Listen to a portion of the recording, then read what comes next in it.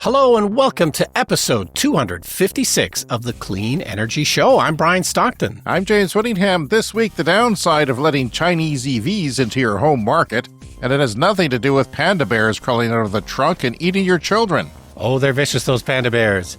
USB-C charging comes to electric bikes. This is a great universal standard that can last... Oh, wait, I'm being told USB-C is now obsolete and we're moving on to USB-D. Even small amounts of solar are changing lives of Africans. But with electricity, eventually comes Facebook, and your relatives spreading fake news about malaria vaccines. Some good news this week. Canada's greenhouse gas emissions are trending down. When reached for comment, James Whittingham of the Clean Energy Show said, "I take full credit for this. Please join my Patreon." All that and more on this edition of the Clean Energy Show. I hate talking about the weather, but I can't stop myself. It's been a miserable year. The worst winter. It's now April 1st as we record this, and this is not an April Fool's joke, but it's still snowing out. We have giant icebergs everywhere. Like some have been melted a couple of weeks ago, a little bit, but it just sort of solidified all the mounds of snow into giant mounds of ice. That's right. So it's like we have icebergs littered throughout our city. It's a slow melt. Some of them on the streets. It's the slowest melt ever. It's just getting me down. I've got a field and a park behind my house, and I can look at it from the second floor, and there's sort of a little crest where the pipelines go, so that sort of drifts. The wind blows it off, and there's not as much there, so that melts first, giving you the impression that the oil underneath of it is heating the snow and melting it, but it's not. And yeah, you can see just how slowly things are going. And the problem is when you want to go for a walk, for me, you know, the snow slowly drips, melts off a lawn and covers a sidewalk. And then by the evening when I like to walk, it's frozen and it's little layers of ice that you have to walk around. And usually it goes quite fast, a lot faster than this. This is a slow, painful spring. But yes, we live in Canada and not all things go well. My rotten son, who moved out to the West Coast, has been bragging about the weather there, 20-degree temperatures and trees blooming and all that stuff. No, it's been a longer than normal ice season. And the way it works is like people will usually shovel their sidewalks or shovel their driveways or, parking lots at shopping centers. But then you just get these giant mounds of snow everywhere. And that typically just melts onto the sidewalks. Like, why did we even clear these sidewalks? Because it just melts and they get some water and then the water freezes. It's just absolutely treacherous everywhere. Speaking of weather, just a quick update from Australia. I feel like we've been ignoring our friends in Australia. Not that much news lately, but terrible, terrible flooding in the Australian outback. They had a year's worth of rain in basically one day. And all kinds of livestock has been flooded out. It's really terrible. That's what struck me was the consequences for livestock. It says 100,000 cattle and sheep are estimated to be dead or missing so far. Like, this is just an absolutely horrendous flooding. And we know from the wildfires they had a few years ago in Australia that the wildlife took a massive hit with that. So it's just always extra sad when the animals have to pay the price of all this extreme weather. So if the country's not burning or having a vicious storm, it's flooding, and that's not good. So, it's tax season, Brian, and now I had to do taxes because we have a Patreon account and advertising. Boy, was that fun. I hate taxes to begin with because I don't know what I'm doing. I'm using software, which makes it a lot better. I mean, I was reminiscing with my partner about how we used to use papers and use a pencil for the first draft. We've come a long way, but still, I hate it. It's stressful. I'm snappy. I don't like it. And it's also the day, today is April 1st, so they've removed the consumer carbon pricing in Canada, which means in my son's case, he reported that it went down 20 cents a liter in Metro Vancouver because the provincial had a levy as well. Provincial they tend to have some of the highest gas prices there. No, they just had the provincial levy, I should say. In some places, just have the province do it, but the provinces wouldn't do it like ours had. Yeah, so I don't know if gas prices went down here, but they fluctuate so easily that, Putin burps and suddenly it's up another 20 cents a liter. So up and down 20 cents a liter is pretty common. And that was set to go up in price. It was based on a certain price per ton of carbon pollution that, gasoline or diesel would typically produce, so it would go up slowly, that it would eventually encourage you to buy an electric car. That's the idea. So there's actually a new Nissan Leaf electric car. That's my car. My first EV was my, car from a long time ago, 2013, January 2013. It was built in Tennessee and eventually imported into Canada as a used vehicle. And there was a lot of people saying that it wasn't going to come back, that there was this belief that it was gone for good. But no, they're bringing it back, and they'll probably see it in about 12 months. And it's not that significant because there's so many other cars out there. But when we started the podcast 5 years ago, stuff like this would be major news. And every little car that came out was major news, especially in North America where we have less. No, and Nissan, as we know, has sort of been in trouble lately. Their sales are sinking, and they haven't done enough to switch to electric. So if they're going to do anything, it certainly should be electric to plan for the future. But, Nissan's still kind of in trouble. Yeah, and I love my car. I wish it worked a bit better and I could upkeep it better, but they didn't update their cars, their EVs. Like that Nissan Leaf, first of all, it was not very attractive. It was kind of an embarrassing car to drive. Still is. And but they did that because, there was too much wind noise because it was so quiet that there was too much wind noise on the side view mirror. So they had to make really big bumps, and they decided to make buggy headlights out of that. But to show you how far it's come, Brian, the very first iteration of the Nissan Leaf, which was late 2010, has 73 miles of range, and this one's going to have 373 miles. Yeah. And it's going to charge a lot faster. And it's bigger. So some people are saying, well, how is it distinguishable from, we don't have a lot of information yet, but it's hard to distinguish it from the Nissan Ariya, which is their crossover SUV, pretty pricey. And, if you compare a lot of those cars to the Tesla Model Y, they don't compare, price value wise. So yeah, it's kind of hard for them to compete with Tesla, although a lot of people don't seem to be buying Tesla these days as much as they used to. And it's the value proposition of being a cheap car, if they're making it bigger, probably isn't going to be as cheap as it was. It was pretty cheap. And it's, like I said, we had examples in Colorado, which was heavily subsidized with different, tax breaks and things. You could get it for $20 a month, which is something a person with a paper route could do. And you would say, if you're a high schooler, you would save that much. You could buy a 25-year-old Honda Civic beater, and you would save that much just in gas, and you could have a brand new car with all the bells and whistles and, a sweet stereo and everything else. But yeah, and I have more information on the BYD 5-minute charging we talked about last week. Because BYD hasn't really announced this in English yet, people are trying to interpret it, and different people who are bilingual are trying to help YouTubers interpret it. The thing is, it's capable of charging with 2 cables, which is something we didn't mention. Yeah. So it has 2 ports. This is something we kind of expected might happen with semi-trailers, just to charge them faster, break down the battery into 2 sections.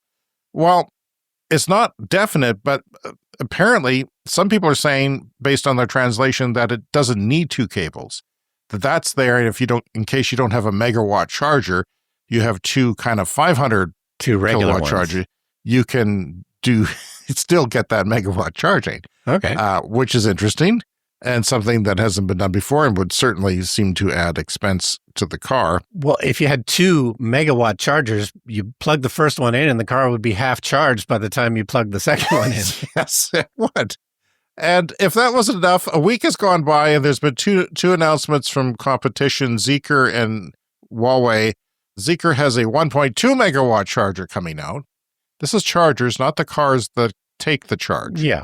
And a 1.5 megawatt charger from Huawei, which I don't know what their grid situation is there, but if you had a row of 30 people charging at 1.5 megawatts, there's not many grid connections in the greater world that would be able to handle that. You would have to build a nuclear plant beside it or something. Or a lot of backup batteries. Yeah, it's a lot of backup batteries, which is, of course, becoming more doable, and we're going to have a big story on that later in the show.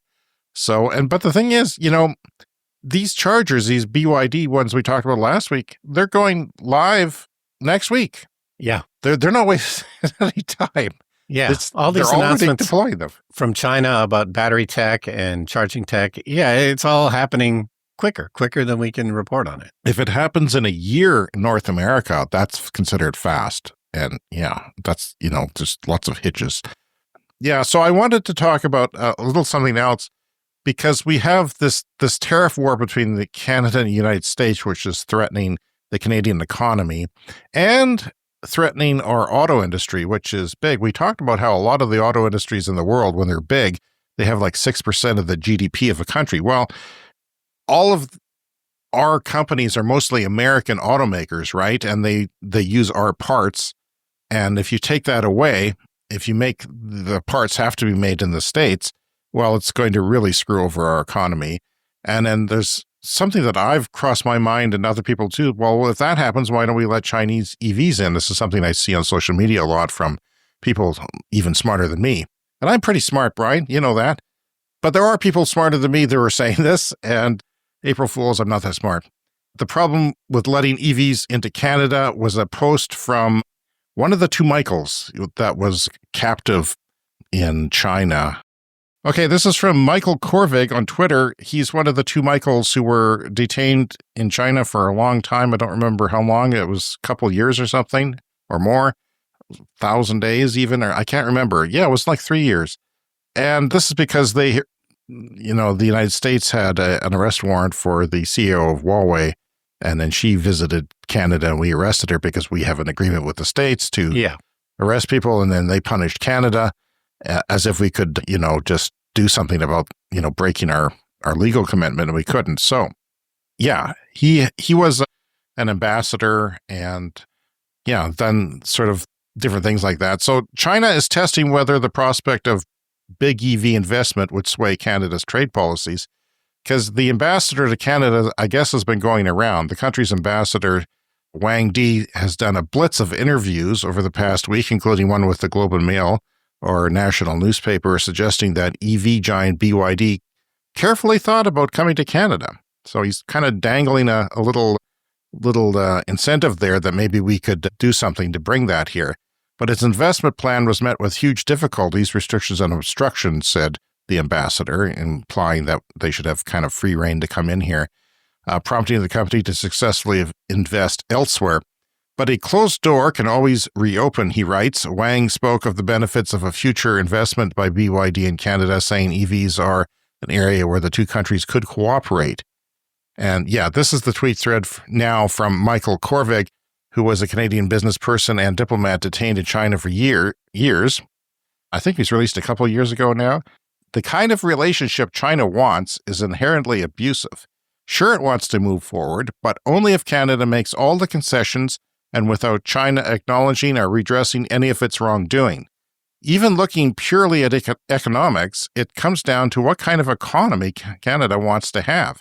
China's proposals on trade and investment risk, reducing Canada to a vassal role of commodity and natural resource exporter, while Beijing dominates global tech and manufacturing and swamps the Canadian market with cheap imports.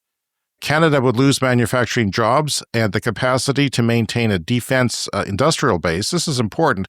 Auto manufacturing is important because a lot of defense manufacturing comes out of the auto manufacturing business. So while China engages in one of the largest military buildups in history, this is all happening. Could all happen while China does that, and then, we become very weak. We don't have a lot of options. We let our tech industry get reduced, and they have a military advantage. The notion that China offers sincere solutions to disputes with the Trump administration, is magical thinking.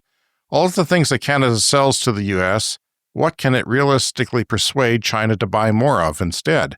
There's really not enough to make a real difference. Canadians need to understand that the CCP's agenda is fundamentally hostile to the interests of open societies. It seeks to create a sphere of influence in the Asia-Pacific region, dominate the international order, and reshape it according to its own authoritarian vision. It wants to make Canada dependent and so vulnerable to coercive pressure and leverage while ensuring its own invulnerability to external pressure. To deal with that complex challenge, Canada's next government should define and keep refining a China strategy that balances values and interests and national security imperatives with economic benefits. Key elements include investment screening, restrictions on high-tech transfers, countering Chinese espionage, cyber attacks, political interference, and repression of ethnic minorities in Canada, and incentives for Canadian businesses to diversify to other markets and reduce dependence on China. And there was a discussion about this on CBC Radio, and I'll have a link there in your show notes. It was The Current that was on. I thought it was interesting. It's easy for me to say, who's a person and like you who wants the energy transition to happen as fast as possible and get oil off the market. But there is challenges with China, obviously, and their goals don't meet our goals. Yeah, and they're looking for an opening because our trade relations with the U.S. are now changing and in flux, and they're looking for opportunities to maybe shift that into their direction. And Canada is definitely looking for other trade opportunities since we don't want to be at war with our trading partners. But yeah, this stuff is incredibly complex, and you don't want to become reliant on China for anything. All right, so moving along, this is from Electrek. USB-C charging comes to electric bikes. Now, I have to admit, this is something I never thought about, but now that this story is here, it makes perfect sense. In my world of electronic devices, everything is kind of moving to USB-C. And we know that, even the iPhone moved to USB-C charging, and that was partly due to pressure from the European Union because they want to have one standard for everything, so you don't have to have 50 different chargers with 50 different connectors.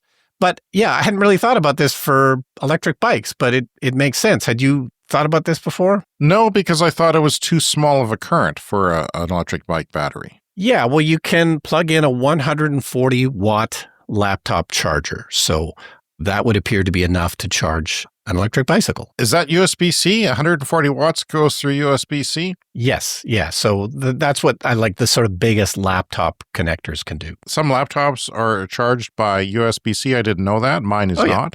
I've got a big brick on my gaming laptop that I use to edit videos for the show because it has to have a clean, sine wave or whatever for the power source. Right.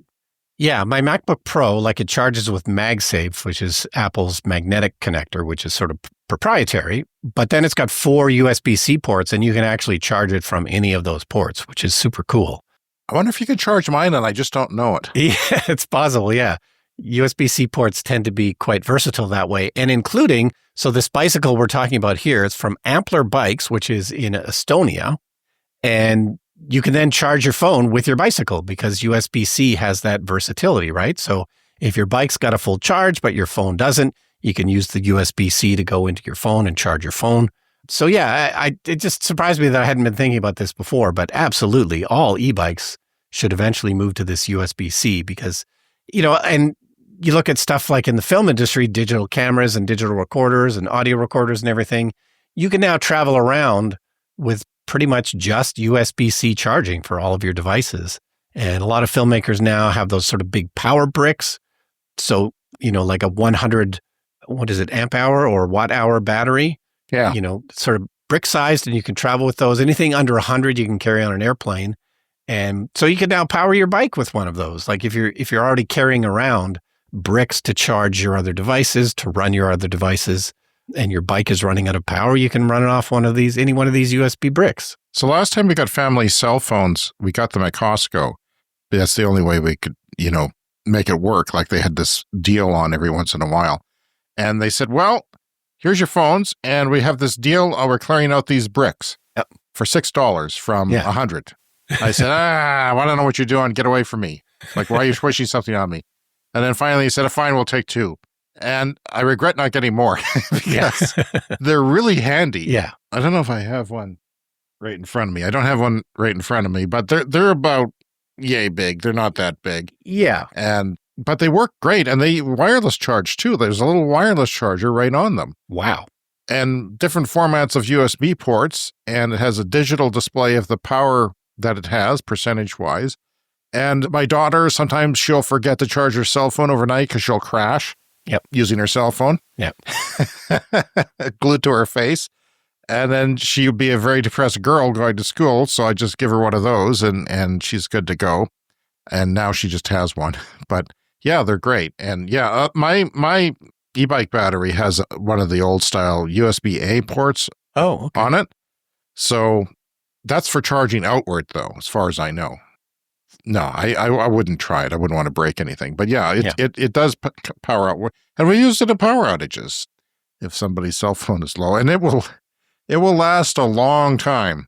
That's a $300-400 battery there. Yeah, but they come in all different sizes, which is amazing. So yeah, like very small USB batteries, and then yeah, these sort of brick-sized ones. And if you're in the film industry, even larger, so you can power all of your cameras for hours and hours. And my battery's 5 years old now, but the energy density would have improved, so you would get more power in that package and weight than you probably did 5 years ago, which is handy if you're riding a bike. Yeah, so I don't know why I took a company from Estonia to be the first to do this, but they're called Ampler bikes, and they've got a couple of models coming out. First one is 3,000 euros, so these aren't cheap. 3,000 euros or 3,500 euros. You can order them now. It sounds like it's more of a European concern, so I don't know if we'd really be getting these yet in North America. But yeah, I think it's only a matter of time now where all the other e-bike manufacturers eventually go to something standard. Because yeah, I have this separate power adapter for my e-bike. Yeah, and it's different than every other power adapter. You got to go searching for it, and you may not know what it is. I label all my adapters now. Yes, I do as well. Yeah, I bought a labeler 20 years ago, and it just ran out because my daughter was using it, and it just ran out. So I bought tape, which was a lot cheaper than you can buy.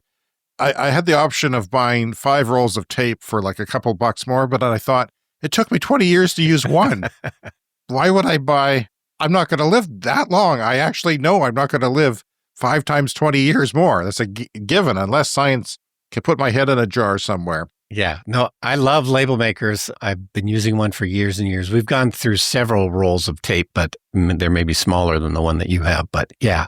Labels could change. I know it's controversial. I know it's geeky, but labels will change your life, people. You will save countless hours of time and frustration having things labeled that need labeling, and you'll know what that is. I'm a huge, huge fan. Yeah, so 3.5 hours for a full charge, and 2.5 is, that's not bad. That's kind of like what you would do. Yeah. So why not standardize the connection then? It's a universal adapter, so if you lose the one for your bike, then you just use the one for your laptop. It's all USB-C. Yeah, that's another nice thing. Or maybe you forget it and you're at work and you want to charge your battery and you thought, oh darn, I forgot my charger. Yeah. And then you can reach around and get one that maybe you use for your phone as a backup or something like that. That would be nice. Yeah, so I feel silly that I hadn't thought of that before, but it's an absolute no-brainer. The e-bike should be USB-C. You could be rich, astronaut rich, Brian, if you had thought of that only earlier. The mission to electrify Africa might finally be underway, and of course that's solar. I did a lot of research into this story this week because I thought it was quite interesting. It comes from a Bloomberg story, but the Bloomberg story doesn't tell the whole story. This goes back 20 years. And, 20 years ago, solar panels are not what they are today. They were expensive. They were not as powerful. One panel did not put out as much power as they do today. Well, first of all, if you live in urban Africa, you probably don't have access to power 24 hours a day. Even in South Africa, they've had a lot of outages recently. They're trying to rectify that now. But there's a lot of places in Africa where the grid in cities, we're talking hundreds of millions of people here, are not running for more than like a quarter of the day sometimes. And so, solar panels are important there, and people use backup power from generators and so forth. But if you're in a village, they're not going to build the grid out to a village. Very rarely are they doing that. So there's a lot of people in Africa who are maybe in poverty and they can't get out of that poverty, but a lousy solar panel, Brian, even a small one, the size of a phone book, can actually change a life. So I'm going to talk a little bit about that. And we have the story from Bloomberg. Yeah, we have there's an example of a small store, which is very basic. It's just, there's not much in there, a rudimentary shelf and, hodgepodge of different items that can be for sale. And the solar panels that you can see on the picture there outside the store are tiny. They're the size of a couple of textbooks, and yet that has made what's going on in there possible. When strips of solar panels arrived in his remote village in northeast Zambia, this is from Bloomberg that I'm reading, Damaske Mwale, Saw an opportunity. He bought land, built a little house, and set up a business, including a grocery store and a hall to charge people to watch football matches. So he built a hall because he had power. He could get a TV that no one else had, and maybe a satellite or something, or maybe internet or something like that to be able to watch the football matches. From there, that's where my life changed, he said. He was 41 years old. He said, as he sat in his living room next to his small store, even his children's school grades improved because they were able to study at night, he said. Because, in these villages, the sun goes down and everything comes to a stop. Yeah. Basically, everything comes to a stop. No learning, no, conversation can happen, but not much goes on. But this movement started 20 years ago, I was surprised to learn. But it was slow because of the economics of it, and now it's moving a lot faster. Back then, they had to carry around a solar panel and educate people what it was, what electricity was. Yeah.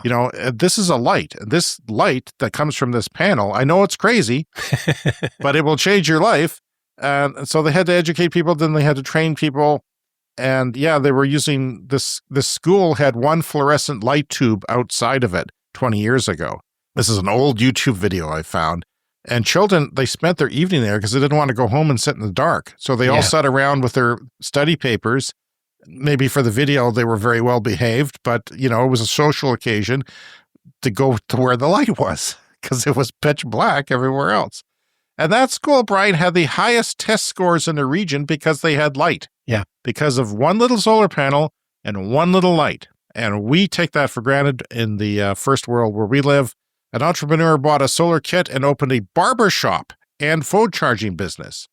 Because he was able to get a loan, they would charge him 25% up front, 25% every quarter of a year until he paid it off.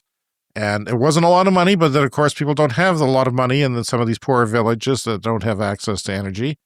And the barbershop was just a hair trimmer, electric hair shearer trimmer. Mm-hmm. And most of the people in the village, that's what they had. They just had sheared hair off. So he could, without skill, barber training, as long as he had power to power this thing, everyone was a customer. Like everyone was a potential customer. And the side business was charging flip phones at the time. Yeah.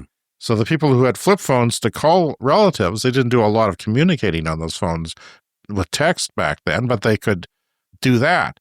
And so there was a bar that served, and this is just a shack essentially, this bar they would serve beer, and the beer was warm.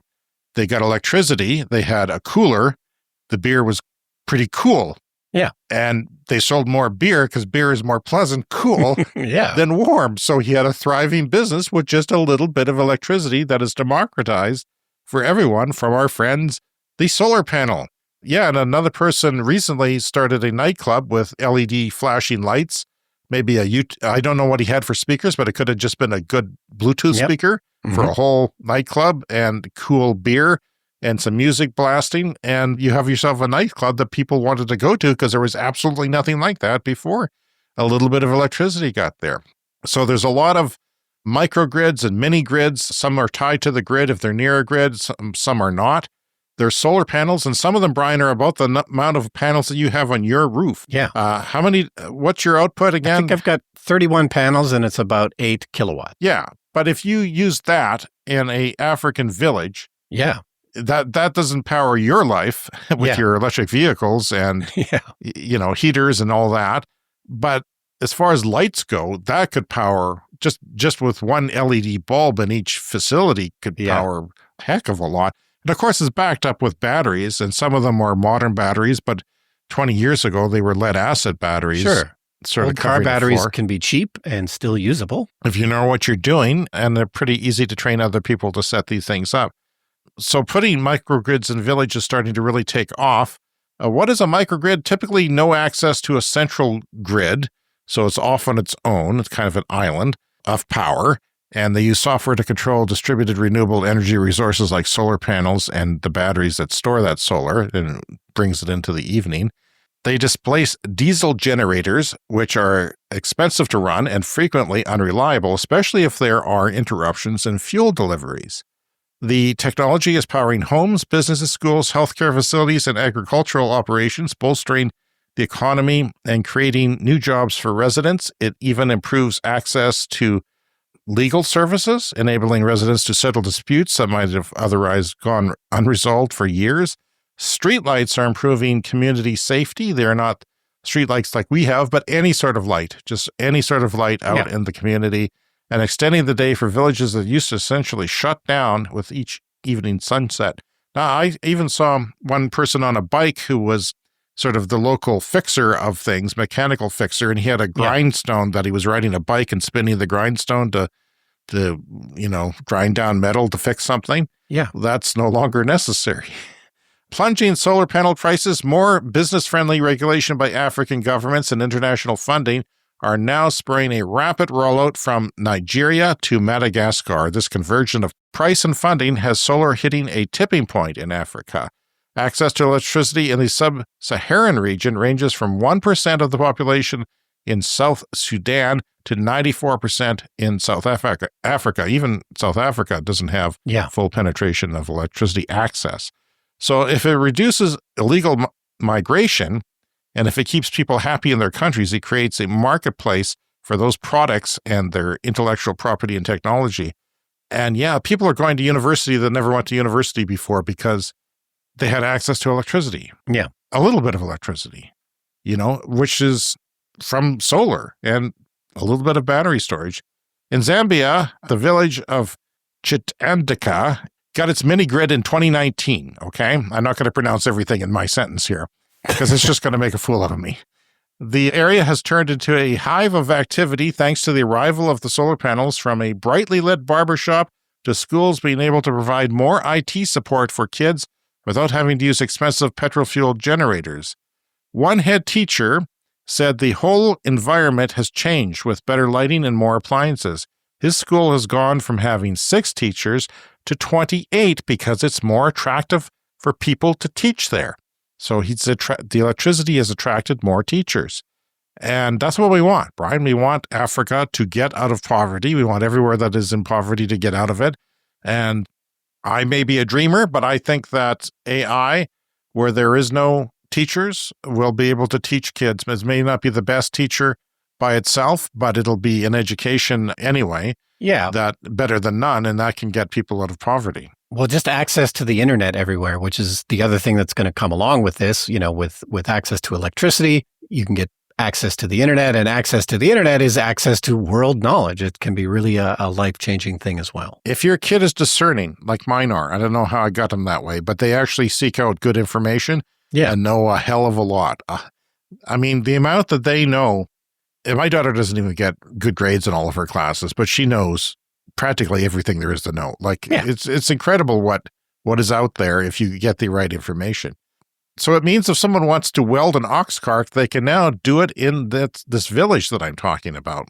This local mechanic has got all kinds of customers now because he can do a little bit of welding. And before the grid, I was just doing mechanics. He says, now I'm earning much, much more revenue.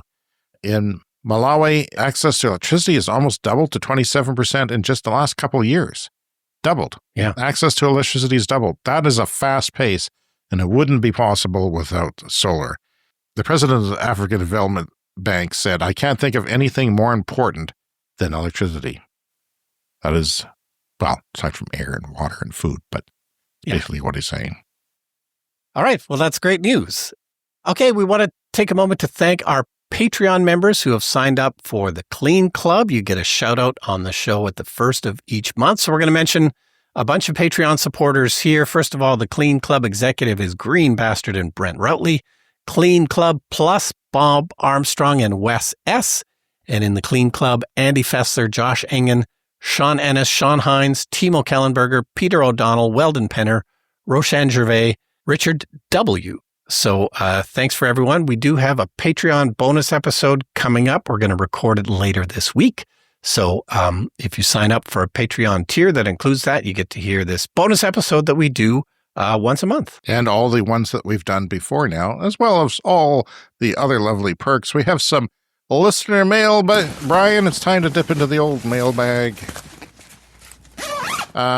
says, you mentioned AC charging up to 22 kilowatts. Yeah, this for electric cars. They have a DC charging system and an AC charging system. And, typically it's 7 kilowatts, 10, 11 kilowatts. And we'd heard up to 22 kilowatts for an AC Which is charger. rare. It's rare. And you have to pay extra sometimes, a lot extra to have that.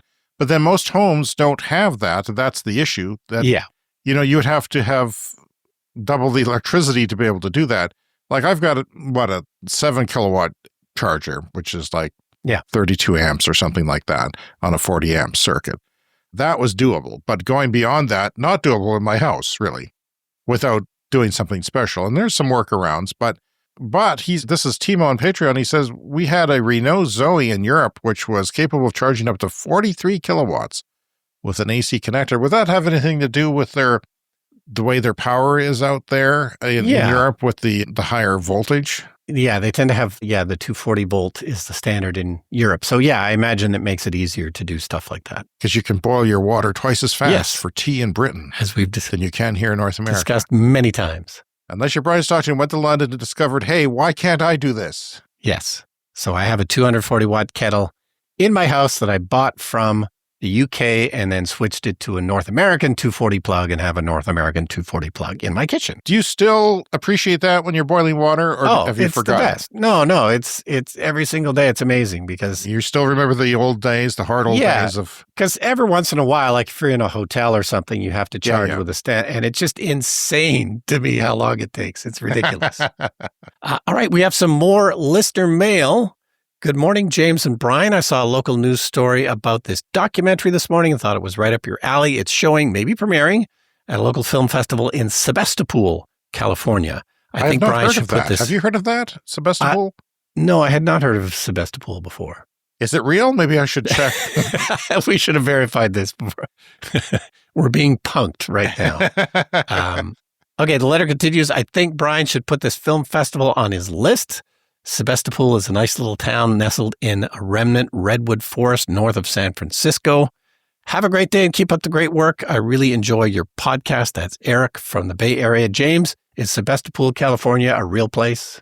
I've got one with foreign language writing here, which looks like Czechoslovakia or somewhere. California. Yeah, there is one in California. Yeah, well, there you go. Where is it, though? It's not that small. It's kind of in the middle of California between Santa Rosa and the coast. Yeah, it checks out. It's north of the Bay Area.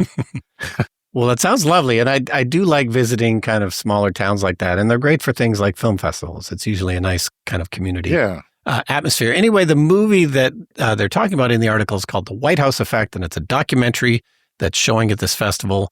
And it's about the George H.W. Bush presidency from 88 to 92 when they were first starting to talk about dealing with climate change. And so the documentary it sounds like it's about how all that went south, that they were planning to do something about climate change. Oh, really? Back in the George H.W. Bush White House, but many competing interests. It sounds like it squashed that. So it does sound like a really interesting film. And that's from Eric in the Bay Area, so he should know. We've heard from Eric plenty of times, and he'd be familiar with the Bay Area, and he probably wouldn't pull one over on us unless he knew we were going to read this on April 1st, which we are. I'm staying away from the internet today. Everything's a joke, and I like jokes, but I don't like being the victim of a joke. No, April Fool's Day jokes are the dumbest thing ever. Please don't do them. Contact us. We'd love to hear from our listeners. Please contact us by email. Our email address is cleanenergyshow, all in one word, @gmail.com. And we'd love to hear from you on voicemail, too. And we can hear your voice at speakpipe.com/cleanenergyshow, all in one word as well. And, of course, you can join the conversation on our Patreon page and get access to additional content. And that's where all of our social media posts go there for free if you want to see us all in one place without controversy. It's all there. All right. We have a really good news story here. I always kind of wonder how these things are actually progressing because we know everyone's trying to cut their greenhouse gas emissions and countries around the world have made all kinds of pledges. So this story from the Globe and Mail this week, Canada's greenhouse gas emissions are down as of 2023. So these are the most recent numbers that they have. A national tally of Canada's climate progress indicates that greenhouse gas emissions fell slightly in 2023 and are now about 8% lower than they were in 2005, which is not so bad. I mean, it's not where we need to be. Yeah.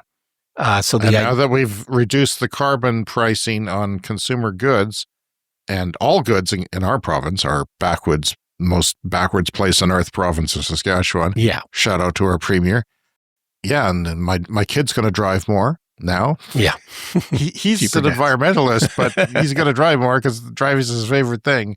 And so he's got to go explore more, and he's happy about it. Yeah. And of course, we have an election here coming up in Canada about a month from now. We do have a new prime minister who was appointed after Justin Trudeau stepped down, but he's now going to have to face an election. And yeah, that's in about a month's time.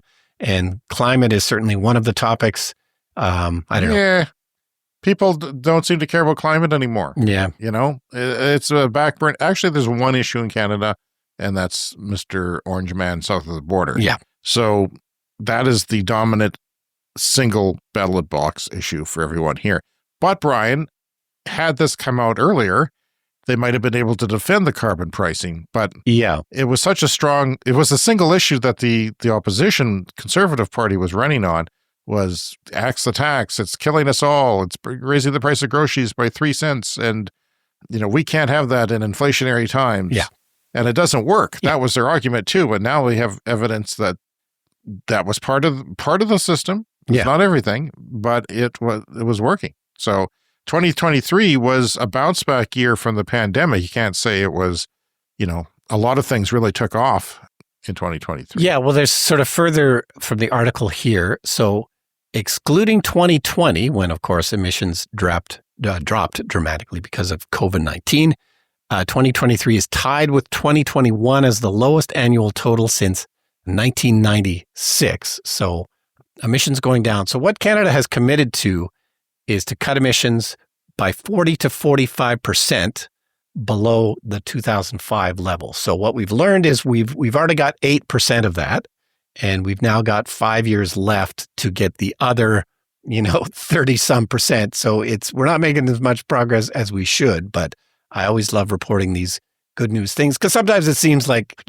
nothing's actually happening, but emissions are down. And according to this report, it's mostly due to easy gains in the electricity sector from shutting down coal plants. This is the lowest hanging fruit. Which we're not doing here. We're not doing where James and I live, but in other parts of Canada, we've shut down a lot of coal plants since 2005. So sounds like that's mostly what's responsible for even this 8%. Even Alberta shut down their coal plants, Brian. Even the old capital of North America, practically, next to Texas. But yeah, I'm kind of wondering what's on my mind now is what's going to happen 5 years from now. Because my feed is full of new Chinese EVs coming down in price, doing more things, more models, like countless models. And even the ones that do burn gas, they're a full EV most of the time. And, BYD doesn't make combustion cars. They only make EVs and plug-in hybrids with a long range of electric range. So you're never burning gas. And this is, getting into Latin America and Africa a little bit and India. 5 years from now, I wonder if that's going to help us with our emissions, because most of our emissions come from oil and gas. And we have some of the most expensive oil and gas extraction in the world, which they think is going to go on forever, essentially their lifetimes. Yeah. Well, the transportation sector in North America is not moving fast enough. There will definitely be fewer emissions in 2030 because of more electric vehicles. But as we know, we're just moving more slowly than other countries in terms. So to get our emissions down by 2030, down 40 to 45% lower, there's probably some more coal plants we close. And yes, transportation a little bit, but it's going to be tough to hit those numbers. That's encouraging. But I'd like to see oil and gas go away, in case you didn't know. That's how I feel. Coming up next is the lightning round. Stick around.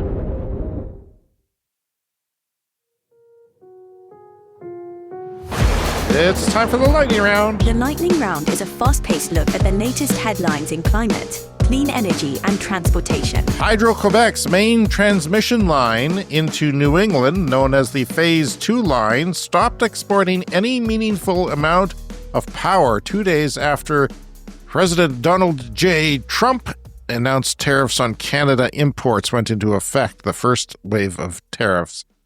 Yeah, so we have a ton of hydro in Quebec because that's what they built. Yep. There was lots of it available, easy to build, 30 years ago or whatever, whenever they did most of the construction. And so they were exporting to the States. I haven't heard that they'd stopped this, and that's not really showing up on the news. But they say it was just because of pricing markets. Yeah, like the price for power in New England is apparently low right now. So that's what Hydro-Quebec is saying. It's not for any political reasons. But having stopped it for a month is kind of a big deal. That doesn't normally happen. And as we get into the summer air conditioning season, presumably they'll start exporting again, but I guess we'll have to wait and see. Yeah, I'm assuming renewables were causing those wholesale prices to go down. Yeah. Booming electric vehicle sales in China mean that gasoline consumption probably peaked in 2023, according to Chinese oil giant Sinopec. Sales of the fuel averaged 13.2 million tons a month last year. That is down from 9% from the year before. So, yeah, a lot of that has to do with the housing market crash and things like that. Yeah. But it's also rapid electrification of transportation. Pakistan and Saudi Arabia have jumped up the rankings to become some of the largest markets for Chinese solar panel exports in 2024. That's from Carbon Brief. Saudi Arabia? Yeah. What are they up to, Brian? What are they up to? What are they doing? They're exporting so much oil and making they're a good place for solar. Uruguay EV sales report, guess what? 300% growth year over year. Record February brings the battery electric vehicle market share over 15% in Uruguay. And those are probably largely Chinese-made EVs. It's time for a CES Fast Fact. Chinese commuters spend an average of 1.6 hours stuck in traffic. Wow. 1.6 hours a day, Brian, stuck in traffic. Or if you watch YouTube, days, literally days, there's been traffic jams. So that's interesting because this is why their car makers are making the back seats so luxurious, because you're stuck in a car for a long period of time. Yeah. If you're have other people from your work going with you to work and it's full of people and you're stuck for 1.6 hours, this is why they're making so much entertainment options and nice places to be, because they're stuck there for so long. That's according to one China auto analyst. Over the past decade, insurable losses in Alberta, the province next to us in Canada with all the oil and mountains and forests that have been burning, those insurable losses have surged by almost 500%, 495% in the past decade. But keep mining that oil, Alberta. You're doing a great job. Waymo in San Fran, from a Twitter user named Colin Helbut, he said that when he got out of the car, he left a small brown paper bag in the Waymo. This is a driverless taxi in the back seat with his dog's important medicine in it. And the car detected the object automatically and immediately used the external speakers to notify the driver, who was running and across the street by this point, that he had left something in the car. Yeah. So that's a little taste of our robot overlord world if we get into robotaxis one day. Hyundai's Georgia, United States EV plant is officially open and ready to launch the 3-row Ioniq 9, and hopefully they don't break down for new users. New JFK Terminal 1 is going to deploy electric ground handling fleet. That's all the vehicles that run around on the runway. Well, you're not going to have to breathe gas and diesel fumes if you're a worker there at the airport anymore. Chinese eVTOL operator, those are basically drones that carry people, Brian, electric drones that carry people. They've nabbed approval for paid commercial flight operations. So we've talked about this since the early days. It's officially started. Yeah, that's really interesting. Customers can now purchase a flight ticket to take a low-altitude tour around 2 popular regions of China. I'll wait a few years. I'll wait a few years. I don't know about you. And my question is, do they have parachutes? They're probably safer than a helicopter. I mean, probably, yeah. They say that, some of these things, 2 of the propellers, there's like 5 propellers. If 2 go down, you're still good. Yeah. I'm still going to wait. Not that I don't trust them. I just don't want to be, a guinea pig. Hyundai Ioniq 5 is single-handedly rewriting the rules on EV longevity by driving over 360,000 miles. This is one Hyundai. What do they call them in the States? Hyundai? Yeah, Hyundai. Hyundai, some people call them. Pronounce it. Or 579,000 kilometers on its original battery. And get this. This is something I envy. The battery still had 87% battery health, which is insane. Yeah, that's great. That's an old battery. And he was fast charging it, nothing but fast charging. So they say that fast charging is hard on your battery. Not always the case, though. Yeah, we've had stories about this in the past with studies comparing slower charging to faster charging. And yeah, there isn't necessarily a definitive truth to that fast charging is worse for your battery. There's lots of different, battery chemistries out there. But the Hyundai Ioniq 5 is capable of charging, 350 or close to 350? Yeah, that's it's pretty high. It's pretty high. It's an 800-volt architecture. The car is still running fine, by the way. This next one is from businessgreen.com. While we keep waiting for the Tesla Semi to do something significant, Volvo Trucks debuts a new model that can travel 600 kilometers on a charge and carry 44 tons, and it charges up in only 40 minutes. This will take some time to play out, Brian, but the internal combustion engine is done. Great. And finally this week, the Chinese battery company Cornex.